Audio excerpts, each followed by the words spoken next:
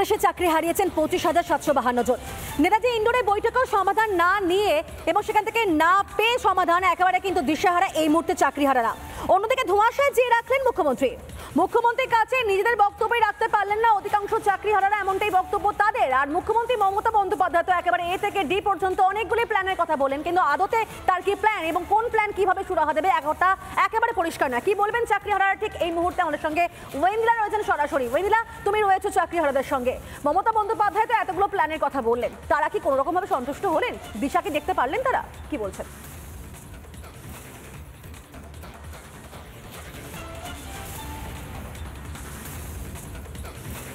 ঠিক তাই, দেখো গতকাল মুখ্যমন্ত্রী নেতাজি ইন্ডোরে দাঁড়িয়ে যে কথাটি বলেছেন যে তিনি অযোগ্যদের পাশেও থাকবেন, যোগ্যদের পাশেও থাকবেন। আমার জানা নেই, বারবার যে সরকার বলে যে তারা দুর্নীতিকে আপোষ করে না, তারা কোনো মিথ্যার সঙ্গে চলে না, তাহলে সেক্ষেত্রে দাঁড়িয়ে এই অযোগ্য শব্দটা উল্লেখ করে পাশে থাকার বার্তা কেন দিলেন মুখ্যমন্ত্রী, তা আমাদের এই মুহূর্তে অজানা রয়েছে। আর যারা যোগ্য, যারা চাকরি হারিয়েছেন, তারাই এই মুহূর্তে কি বলছেন এই সমস্ত বার্তা শোনার পর আমি সরাসরি তাদের সঙ্গে একটু কথা বলার চেষ্টা করি। কালকে মমতা বন্দ্যোপাধ্যায় আপনাদের অনেকগুলো প্ল্যানের কথা বুঝিয়েছেন, আপনারা নিশ্চয়ই বুঝেছেন, কিন্তু এরপর কি ভাবছেন আগামী দিনে? আশ্বস্ত হলেন কি মুখ্যমন্ত্রীর কথায়? না, আশ্বস্ত হওয়ার তো প্রশ্নই নেই। আমরা পুরো দিশেহারা।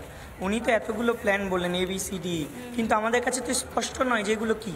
তাহলে আমরা কি করে আশ্বস্ত হব?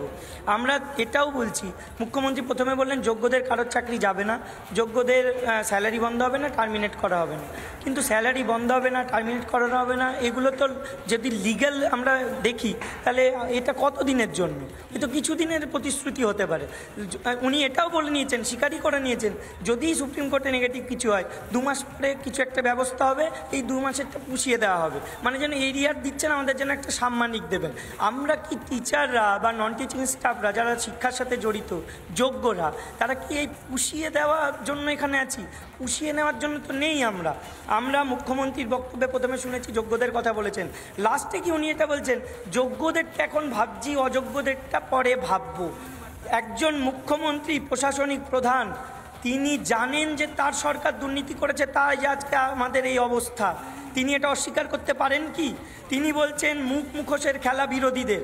আরে বিরোধীরা তো এখন আমাদের নিয়ে ভোটের রাজনীতি করবেই, সুযোগটা তো আপনি করে দিয়েছেন। একেবারে অর্থাৎ বোঝা যাচ্ছে একেবারে দিনের আলো মতন পরিষ্কার তারা সন্তুষ্ট নন, কোনো দৃশ্য তারাও দেখতে পাচ্ছেন না। এবং মমতা বন্দ্যোপাধ্যায় তার যে মুখে এতগুলো প্ল্যানের কথা আমরা শুনলাম, সেই প্ল্যানগুলো কিন্তু কোনো দিশা দেখাতে পারবে না, কারণ সেই প্ল্যানগুলোই পরিষ্কার নয়। ধন্যবাদ তোমাকে ওয়েন্দিলা।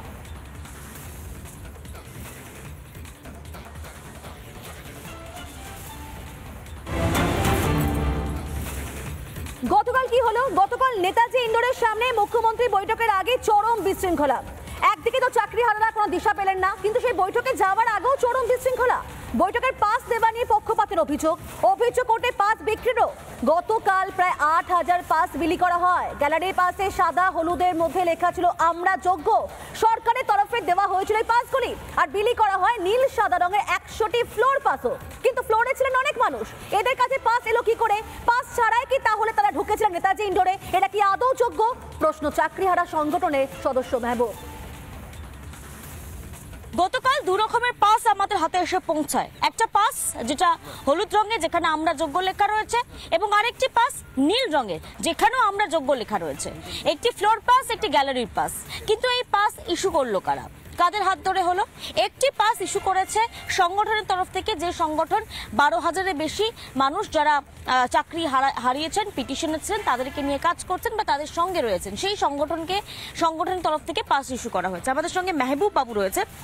দাদা, আপনাদের তরফ থেকে একটা পাস ইস্যু করা হয়েছিল, এই পাসটা কতজনকে নিয়ে হয়েছিল, ঠিক ডিটেলসটা কি একটু বলবেন?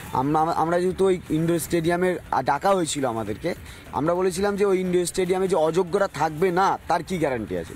তখন বলেছিল যে তাহলে পরে অন্য একটা বিকল্প ব্যবস্থা করতে হবে, তাহলে পাসের ব্যবস্থা করি, আমরা টোকেন দিই। প্রথম বলেছিলাম আমরা টোকেন রেডি করি, আমরা আমাদের যারা পিটিশনার আছে তাদের লিস্ট আছে, তাদের ডকুমেন্ট ভেরিফিকেশন করা আছে আমাদের কাছে, যেহেতু আমরা ফাইল করেছিলাম সুপ্রিম কোর্টে, এবং আমাদেরই সংখ্যাটা প্রায় 12,000 প্রায়। আর অন্যান্য যে সমস্ত সংগঠন যোগ্যদেরই আরও অনেক সংগঠন আছে, তো তারাও তো আলাদা আলাদা পিটিশন করেছে, সেই সময় তাদের সঙ্গে কন্ট্যাক্ট হয়নি, তাহলে তাদেরকেও আমরা কন্ট্যাক্ট করলাম যে তারাও যাতে যায়। কারণ আমাদের কিছু সাব বক্তব্য ছিল যেটা আমাদের লাস্ট বারের মতো বলা উচিত ছিল, সেটা আমরা বলতেই গিয়েছিলাম। এটা তো হলুদ রঙের একটা কার্ড যেটা আপনারা ইস্যু করেছিলেন, আর কোনো কার্ড ইস্যু হয়েছিল আপনার তরফ থেকে? কি একটা ছিল, এই তো এই যে এটা হ্যাঁ, এটা ছিল gallery card। গ্যালারি কার্ড, এটা এটা হ্যাঁ এটা গ্যালারি কার্ড। এই কার্ডটা ইস্যু করা হয়েছিল আপনাদের তরফ থেকে, ডিপ্রাইভ টিচার্স অ্যাসোসিয়েশনের তরফ থেকে, এবং এখানে লেখাই রয়েছে, এবং সেখানে লেখা রয়েছে গ্যালারি। আর এইটাও কি আপনারা ইস্যু করেছিলেন এই কার্ডটা? এই কার্ডটা আমি পরে খোঁজ নিয়ে দেখেছি, এটা সবটা আমাদের দেওয়া হয়নি, মানে ফ্লোরের একটা আর একটা হচ্ছে গ্যালারি, কিন্তু এই ফ্লোরের যেটা আছে সেই ফ্লোরেরটা আমাদের সম্ভবত 100+ মতো মানে প্রোভাইড করা হয়েছে। পরে 100-র মতো, আর 100-র পর যেটা, কারণ ফ্লোরে তো 100 জন ছিলেন না, আরো বেশি অনেক ছিলেন। সেই পাসটা কোথা থেকে এলো সেটা আপনারা খোঁজ নিয়েছেন, জানেন কোথা থেকে এসেছে? কিন্তু ওই ব্যাপারে আমরা কিছু জানি না। তো সেক্ষেত্রে আমরা এটাও দেখুন, অনেক অযোগ্য ক্যান্ডিডেট ওখানে ঢুকেছিল, আমরা তাদেরকে বের করেছি। আমি টাকা দিচ্ছি, আমি একটা সাধারণ মানুষ, হ্যাঁ, আমার টাকা দিয়ে অসৎ কাজ করার প্রবণতা থাকতেই পারে, কিন্তু যাদেরকে আমরা নির্বাচন করি, তার সিস্টেমের অংশ বানাই, তাহলে সেই ঘুষের প্রতিশোধক যারা হবে তারা যদি ঘুষের অংশ হয়, তো স্বাভাবিকভাবে আমি তাকে কেন দোষ দেবো যে ঘুষ দিচ্ছে? তাকে আমি ওই জন্য বলেছিলাম, যাকে টাকা দিয়েছো তার কাছে যাও, এখানে তোমার কোনো কাজ নেই, কারণ এই অযোগ্যদের জন্য আমাদের চাকরি গিয়েছে। আর আমরা কালকে বক্তব্য দিয়েছি, ওখানে বলেছি, আমাদের লাস্টতম বক্তব্য ছিল, ওখানে আমরা বিরিয়ানি খেতে যাইনি, আমাদের লাস্ট স্পষ্ট কিছু বক্তব্য ছিল, সেটা আমরা বলতে গিয়েছি।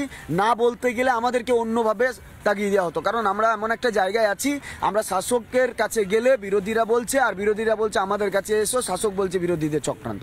জায়গাটা এই জায়গায় এসছে, সবাই আমাদেরকে নিয়ে খেলা করার একটা জায়গা তুলছে। আমরা এইটা জায়গায় আসছি না, আমরা মরণপর জায়গায়, মানে একটা মৃত্যুর জায়গায় আছি। এই যাদের তরফ থেকে পাস ইস্যু করা হয়েছিল তাদের কাছে ফ্লোর পাস 100টা থাকলেও তার বাদ বাকি এতজন ফ্লোরে কি করে ছিলেন বা কারা ছিলেন, এই বিষয়ে এখনো পর্যন্ত ধোঁয়াশা কোনোভাবেই কাটেনি। ক্যামেরায় মোহিত চিত্রের সঙ্গে পিঙ্কি অধিকারী, রিপাবলিক বাংলা।